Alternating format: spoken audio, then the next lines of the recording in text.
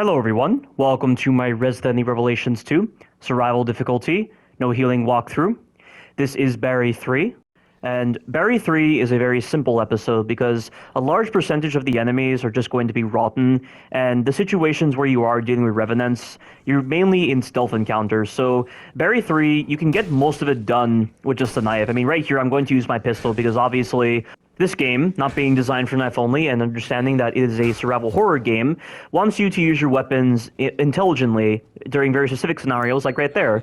Because there were a lot of enemies, I had to use my pistol to get my melee attack out, and I got iframes during the melee attack, and that's good design. And it's a good thing as well, because the Rotten, with their ability to just ambiently walk towards you with their active frame grab attack, you need to have iframes to bypass that move, because that move can just catch you out of nowhere.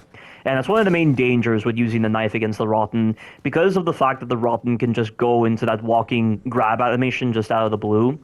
I think sometimes they can do it at closer range, so you just get grabbed by nothing. I mean, I'm pretty sure it's mainly a long-range move. Like right there, he initiated his walking grab at a longer range, so I assume it's specific for long range, but don't assume that, because this game, it's not going to always be consistent, because like I said, this is a side game with limited budget, so because of that, you have to assume that there are going to be those situations where you might get grabbed at close range, so bear that in mind when you are going through the sequence. But here are a couple of bugs, there are a couple of Rotten, and there will be some encounters with glass. I mean, I do like the pacing of Barry 3, and I do like the way the slow-paced encounters can actually feel interesting to go through. Like, there's a whole sluice section to Barry 3 where Barry is on the ground and Natalia is up top, and Natalia can actually drop down propane tanks for Barry to use, and she can also control the sluice gates, and control of the sluice gates is very important for doing certain parts of the sluice encounter without any problems whatsoever. Like, for a slower paced section of the game, I think the sluice gate encounter is one of my favorite parts of the game, even if at times it can be a little long, because I think it does a great job at showing that there is engagement within this slower paced section, and it's just a stigma towards slower paced sections where people say that they have absolutely no engagement to them, they're just a boring slog to go through, but there is a skill to actually maintaining that balance between slower paced style gameplay and actual engaging gameplay, and it's just, most developers nowadays completely rest on the laurels of slower paced style gameplay like the older generation, and so they stick to that model so much that it really comes across as being very boring sections of gameplay, and that's why a lot of slower-paced style games just get a lot of flack from a lot of people, just like Seraphim 17, or like Under the Mayo. I mean, he does like A Plague Tale Innocence, though. I heard this from Under the Mayo, that he did like A Plague Tale Innocence, which is good, because A Plague Tale Innocence, as much as it is a story-based game, it has some pretty engaging gameplay, and I like the stealth aspects of it. I like the survival horror-style gameplay with it. I still don't understand why it's called an action game. It's called an action-adventure game in terms of genre instead of a survival horror game, which really boggles the mind, because it not only has a dark atmosphere to it, but it also has like safe haven moments. You know, like safe haven moments in survival horror games actually have a lot of meaning because they're sort of like the light in the darkness moments, basically. And not only that, but you have limited ammunition, you're having to manage your resources, you're having to pick between slotting into upgrades or saving those resources for ammunition. Like the choice in what you're able to do in A Plague Tale Innocence has about the same level of engagement as some of the older Resident Evil games, only your supplies actually matter in that game compared to the older Resident Evil games where the knife was so heavily encouraged to the point of just not making the other systems engaging or even making them worth engaging in. And that is precisely why I like A Plague Tale Innocence. I mean, it's a game that you need to come back to after a long duration, because that's the thing with these kind of games. You're only going to get adjusted to the games. Like, you're only going to be able to enjoy the games from a fresh mindset. Like, you're not going to be able to enjoy these games on repeat playthroughs with, like, a very short interval in between those playthroughs. You have to return to those games after a long duration, and that's just something that people don't really understand when it comes to returning to games with a fresh mindset. And of course, I do understand that with people like Seraphim 17 or Under the Mayo, they have a job to do when it comes to the games that they record, so they obviously have deadlines that they need to meet in order to catch up with YouTube, in order to ensure that their videos get the right amount of views. I mean, Seraphim 17 doesn't do that so much because he mainly uses Twitch. Under the Mayo, he still does YouTube and he also does Twitch. I mean, I think those two don't really use YouTube that much compared to Twitch, which I totally understand because YouTube, even though it does have some pretty nice services to it and you can actually record pre-recorded videos and upload them to YouTube, whereas Twitch is mainly for broadcasts, the YouTube audience is lesser compared to Twitch, and that's precisely why more people are migrating to Twitch, and I'm guessing because of YouTube's policies. I mean, I would personally prefer YouTube more so than Twitch because I'm not a live streamer, and I just feel like if you're going to be live streaming stuff to Twitch, or really live streaming in general, you've got to have the charisma and the ability to actually maintain a lot of hype in your audience members, and with me, I don't know if I have that ability to really make my live streams engaging or to really make my commentary or gameplay very entertaining for individuals to actually stomach going through the live stream. And the only reason my subscribers actually persist with me in my live stream is because of the fact that we have a lot of deeply connected topics that we'd like to discuss with each other. And, you know, like when I bring up something in a game, it oftentimes moves on to other tangents, and that's why I'm able to connect with my closer subscribers. But when you're talking about a general audience, it's a different story entirely. And so that's precisely why live streaming is a lot harder for me compared to the likes of Seraphim17 and Under the Mayo for sure. And not only that, but with live streaming, you're not able to edit your commentary, and so the times where you make errors in your speech, or you have like grammatical errors, or you just say things the wrong sort of way, or you end up saying something that you really shouldn't have said in the first place, I can at least edit all that out when I'm actually recording pre-recorded videos. But when I'm live streaming, I have to commit to what I say, otherwise it's going to make the commentary awkward to stomach. And that's something I don't want to put up with. And it's just when I look back at my old videos, like I was looking back at my old video for Barry 3 on my pistol/melee only run of Revelations 2, which I never should have done in the first place, and I regret ever doing that. And I hate the way I sound when I'm doing my very first videos for commentary because I'm so slow and I just don't have much of a tone to my voice. And it's just hard for me to really maintain a proper pace.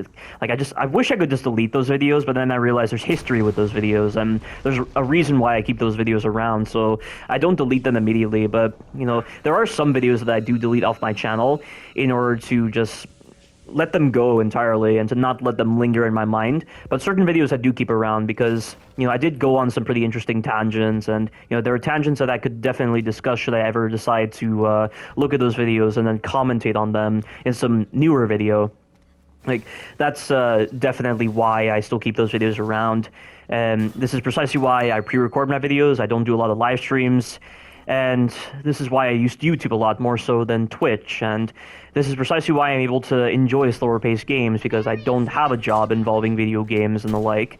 That's just the problem I noticed with Seraphim17 and Under the Mayo. I think because of the fact that they're having to work with a deadline system, and the fact that they're having to live stream a lot in order to maintain a living, basically, in order to keep up with the financial conditions of their areas, it bleeds into their feelings on games overall, and that's why they hate slower-paced games. That's why they like higher-paced games a lot more, because they're able to make walkthroughs from that, or they're able to make some interesting reviews of those games, like more so than with slower-paced games. And that, to me, is just very feeble, and I think that's one of the main reasons why I don't really feel like it's a good idea to do a job with games, because those professional thoughts will bleed into your personal thoughts on games, and it will entirely skew your perspective towards games, and it will just cause you to develop a tunnel vision for certain games. And that's something that I just want to avoid, and it's something that I've learned from watching Seraphim17's failures, and also with Under the Mayo's failures, or just doing my reaction videos to those particular YouTubers. And that's something I definitely want to avoid, and I can definitely guarantee that I will not be like those two whenever I go into the future and I end up doing more commentary for games. So based on these reasons, this is why I have a greater appreciation for slower-paced games at times compared to those two. And that's all you really need to know about that. But we're now in the sluice gate encounter, so Natalia is up top and Barry is down below. Barry is the one who is dealing with more enemies because, of course, he has all the weapons. He's the one with the combat capabilities. It makes sense for Barry to be the one to deal with these enemies, whereas Natalia, she occasionally has enemies on her floor and Barry needs to deal with them. I mean, sometimes you can have a brick on the top floor, and Natalia can take out the enemies herself, but there's not really a lot of opportunities for that to be the case. And luckily for me, because of the fact that I have a good damage customization kit on my assault rifle, the assault rifle is going to be dealing a lot of damage to the Rotten.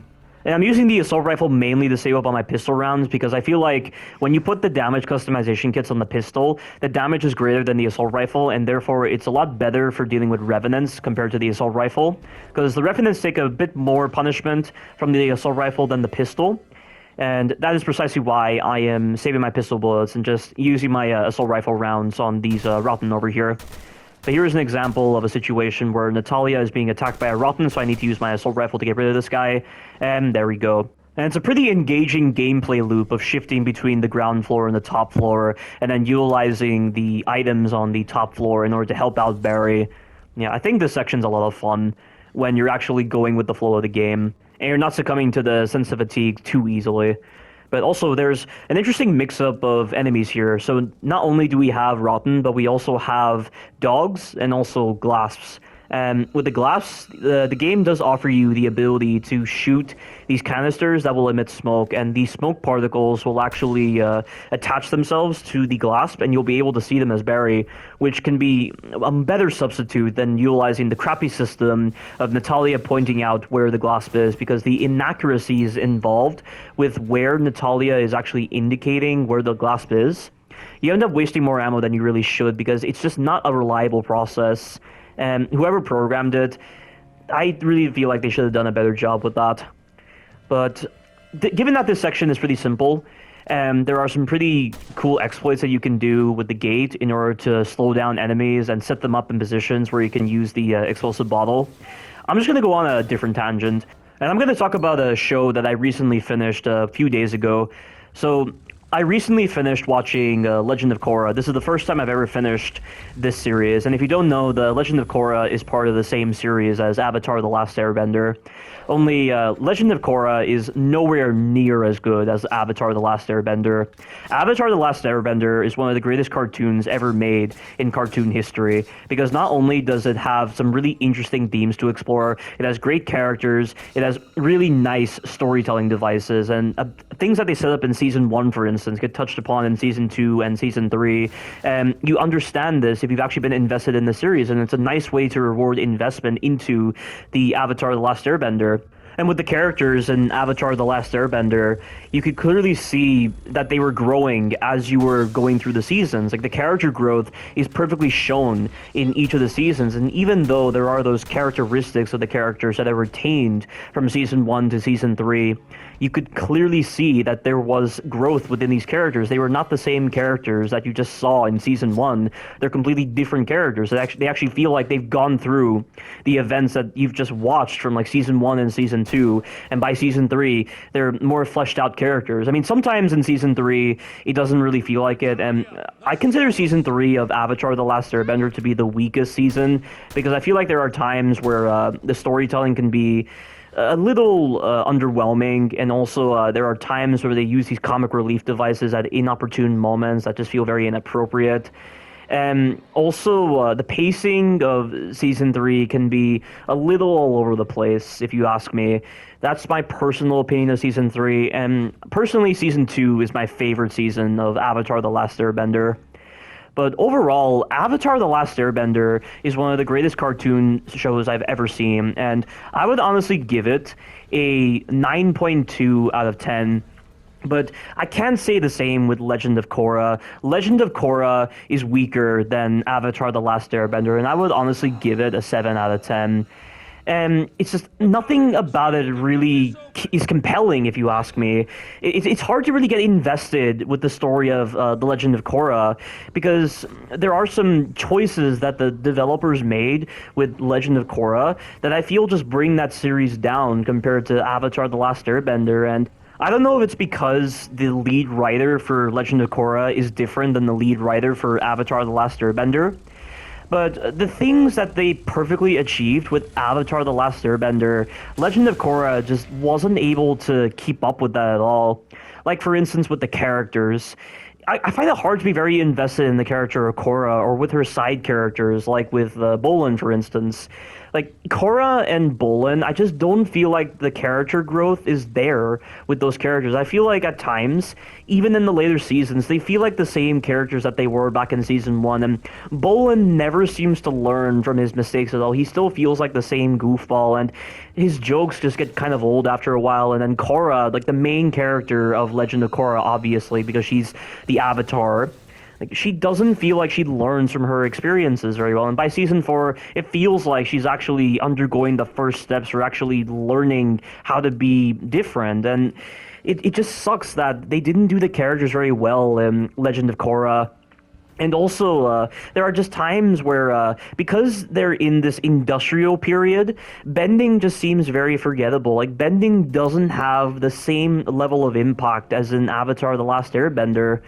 And also, like, the spiritual themes that they touch upon in Legend of Korra, they don't feel as deep or as thought-provoking like in Avatar: The Last Airbender. I mean, sometimes they can be, but it's just not to the same degree as with Avatar: The Last Airbender. And also at times, Legend of Korra wastes time with a lot of nonsensical padding and just nonsensical storytelling that doesn't relate to the main story very well. Like, they have a lot of these one-off episodes that just drag the pacing down because they wanted to put in some comic relief just for the heck of it. And because of the fact that they have to resort to this, rather than doing something clever like with the Ember Island players from Season 3 of Avatar: The Last Airbender, where it was a comic relief episode, but it actually tied in to greater themes with the characters and also with the story.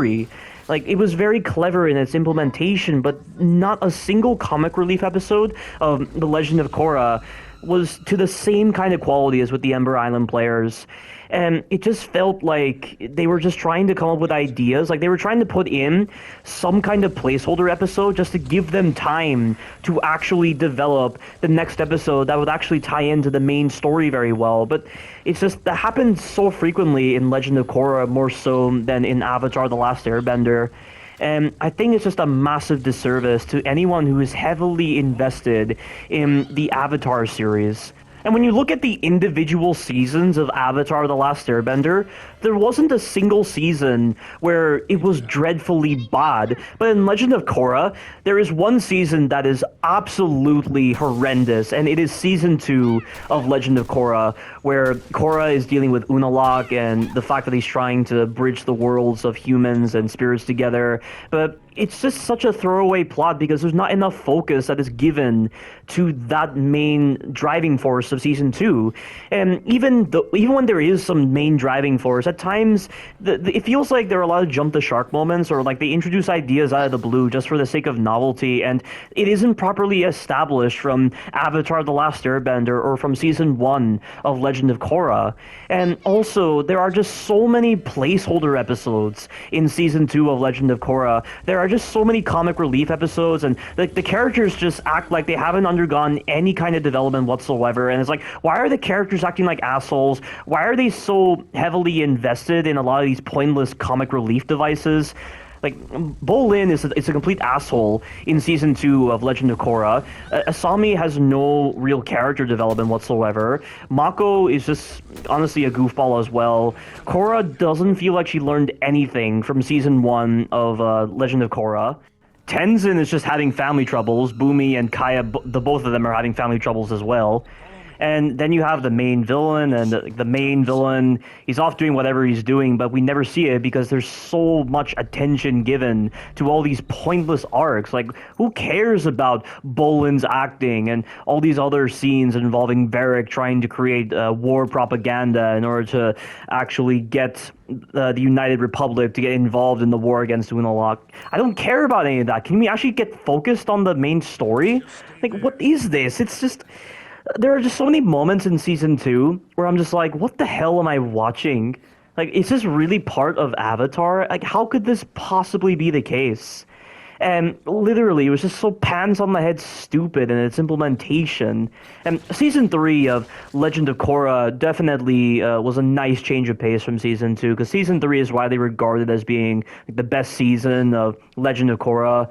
And I do agree, because I feel like the grounded story and the focus on these grounded individuals who have these beliefs and freedom, but they take it to a very extreme degree, and that's why they're anarchists. I think it's an interesting idea for a storytelling device, and I think it relates greatly to the whole idea of what the Avatar is meant to be fighting for. And it was an interesting idea to have it where at the end of season three, Korra is poisoned by Zahir, and she survives, but she gets post-traumatic stress in the process, and she's unable to connect back into the Avatar state because of her inability to accept that what happened with Zahir happened. And she's unable to move from it. And like they set up a bit of season four, like at the initial beginning without Korra, and it was a pretty interesting move. But one thing that I found very strange about season four was that for the finale season of all of Avatar, it all culminates in a showdown with a giant mech in the middle of Republic City that feels on par with that of Godzilla, for crying out loud. And I just thought it was a very silly ending for The Legend of Korra and just the whole entire Avatar series overall. And my feelings on season four are kind of mixed because of that. But at least season three and season four are nowhere near as bad as season two. Same with season one. Season one is nowhere near as bad as season two. And Amon was a pretty interesting villain. And his ability to bloodbend in order to remove the elements from an individual, like disable their ability to do bending, was an interesting idea to take with bloodbending. And like the fact that it was touching upon events established in Avatar: The Last Airbender was an interesting way to introduce season one of Legend of Korra. But every other problem that I've just listed for Legend of Korra just brings that show down in quality, and it's so disappointing that Legend of Korra didn't uphold the same positive qualities that Last Airbender established. And it's such a shame. And I will say, though, Legend of Korra, just watching through it, it inspired me to actually get the game, Legend of Korra. But unfortunately, the Legend of Korra is no longer available digitally because Legend of Korra did not perform very well in sales, and a lot of people hated that game, even though Seraphim17 says otherwise, because he likes the combat system of Legend of Korra and the fact that it's developed by Platinum, his favorite developer. But yeah, the game hasn't been available since 2017, and so I'm not able to download it digitally unless I get a disc version, and I don't want to waste time with a disc version because I prefer to play my games digitally. And since Legend of Korra isn't available digitally, it kind of served as a catalyst for me to not really waste time with Legend of Korra because even though Legend of Korra's combat systems, it is kinda interesting. It still has that same lacking quality that I see in all fighting games, and it doesn't feel as interesting as Resident Evil. It's definitely a pretty lacking game, and Seraphim17 did admit that the enemy diversity wasn't there, the story was completely throwaway, and it didn't really have anything going for it. And I could definitely see that being the case with the Legend of Korra game. So yeah, it does suck that the actual show, Legend of Korra, was honestly just very disappointing, even though it did have some charm to it, and then the actual game didn't perform very well, and it just wasn't living up to the expectations of fans, and that's why the sales did very poorly. Yeah, it kind of sucks to be the ugly duckling of the family. That's exactly what I would describe The Legend of Korra as, the ugly duckling. And that's all I have to say about that particular tangent. And we're fighting a new enemy type right here. So this is the Durga. So I hate this enemy. This enemy has the ability to hit you through the geometry. It also has some incredible tracking on its moves. You cannot dodge this enemy. It's physically impossible because he actively turns in your direction while he's busy doing his attacks. And the only possible way you're going to avoid his moves is if you get behind him. Because for some reason, whenever he jumps towards you, his tracking isn't as severe when you get behind him. And he also takes quite a beating. And the problem with this enemy is when you remove the arms along its sides, it gains access to an instant kill attack, and this enemy spams the instant kill attack like crazy, and it just doesn't give you any kind of an opening to hit its weak spots. And also, this enemy becomes faster when its arms are destroyed. And when you factor in its ability to just actively remain locked onto you while it's busy doing its instant kill attack, it's so hard to hit this enemy's weak spot, and it just becomes very, very cumbersome to handle. It becomes an uncoordinated mess. And that's why I'm resorting to this method, and I'm also trying to save up on ammo for the final episode of Barry's campaign, because the final episode of Barry's campaign, Alex Wesker takes a huge beating, and it just feels like she has a limitless amount of life, and that's why I need all of this ammo to spare. And this is why I'm precisely relying upon the knife, because at least with the upgrades that I've purchased, the knife is kind of a valid option against this enemy. You can also sneak attack this enemy by stunning it with a smoke bottle and then getting behind it and doing the sneak attack, and it does do a bit of damage to it. Fire is also damaging against this enemy, but I don't recommend it because fire will destroy the arms along its sides and just give the boss the ability to move faster and just spam its instant kill attack like crazy. And admittedly, the instant kill attack is one of the scariest looking animations I've ever seen for a Resident Evil game, because the way it sounds when it's initiating this instant kill attack, the way it just actively moves towards you, and it literally feels like a last minute response when you're just dodging that attack, or just avoiding, because you can't dodge it, which is bullshit. I mean, to be honest, I don't exactly know how the instant kill attack works. Does he just immediately attack you the moment he gets close to you? Or does he have to spend time preparing his instant kill attack before he's able to attack you, so during that time you can run behind him? I don't know, because I never really tried to put myself in a position where he's going to do his instant kill attack like that. And yeah, that enemy is one of the worst enemy types in the game. I do not like the Durga in this game. It's a pathetic enemy. And such a shame it had to be named after the Buddhist god, Durga. It just seems kind of insulting like that. That's what I'll say. And I know it's meant to be like the formless one, because really the Durga doesn't really have like a form to it. It's just kind of an amalgamation of body parts all put together because of the Ouroboros virus. But still, though, you could have come up with a better name that wasn't so insulting. That's just what I'll say. But there's not much left to Berry 3. All we're doing is just transporting this generator, and we're taking out Revenants here and there using stealth attacks. I'm going to be using one smoke bottle for this upcoming sequence when we deal with another Durga, and also a... I always forget the name of the enemy that actually throws that projectile at you. The Slinger, that's what it is. It's called the Slinger. But we have one Durga and a Slinger. You just can use one smoke bottle to bypass the enemies, and they're not a threat. Also, we have one Revenant right over here. Just use Natalia's brick in order to expose this weak spot. It's cool that it does that. I'm so glad that we don't have to waste time just looking at where the body part is and then shooting it to reveal the weak spot. We can just use the brick to immediately reveal the weak spot. But this is the final part to Berry 3. So when we get to this checkpoint over here, there's going to be two Revenants. You need to make sure they're moving in the correct paths in order to stealth attack them. And once we've done that, we're going to be able to pick up the generator that is to my right and then bring it over to the power source.